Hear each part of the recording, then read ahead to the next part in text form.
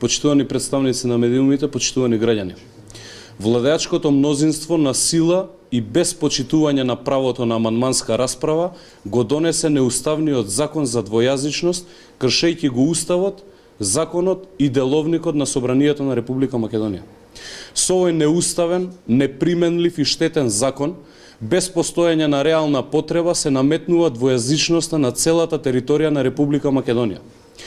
Со овој закон се предвидува и двојазичност на парите, ковани и книжни, но и на униформите на полицијата, пожарникарите и здравствените работници. Овој закон е во целосна спротивност со Уставот и амандманите 5 и 8 од истиот.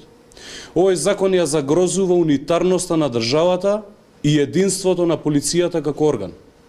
Ова е сосема спротивно од ветувањата на Зоран Заев, дадени пред македонската јавност и председателот на државата Иванов, а искажани од партиска пресконференција на 10 март 2017 година, на која Заев кажа дека уставните експерти кои ги консултирал му укажале дека двојазичноста на парите и униформите е спротивна на уставните одредби.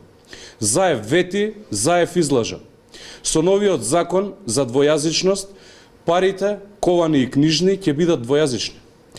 Двојазични ќе бидат и униформите на полицијата, пожарникарите и на здравствените работници. Заев ги излажа македонските граѓани и председателот Иванов кој му го даде мандатот. Почитувани, законот за двојазичност е неуставен. Тоа го потврди и експертите по уставно право, а и председателот на нашата држава. Социјалдемократскиот сојуз наместо интересите на државата и граѓаните, на преден план ги стави коалициските интереси. Владеачкото мнозинство не ги испочитува забелешките на председателот Иванов за неуставноста на законот за двојазичност. Социјалдемократскиот сојуз и ДУИ се ставија над Уставот на Република Македонија.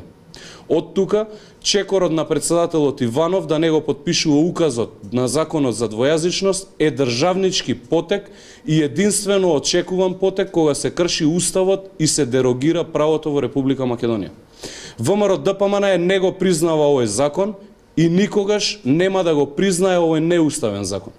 ВМРО ДПМН потенцира дека за ова флагрантно кршење на правниот поредок на државата одговорност ќе има. ВМРО ДПМН ќе поднесе интерпелација и кривична пријава против Талат Џафери, која узурпираше функцијата председател на Собранието на Република Македонија. Ви благодарам.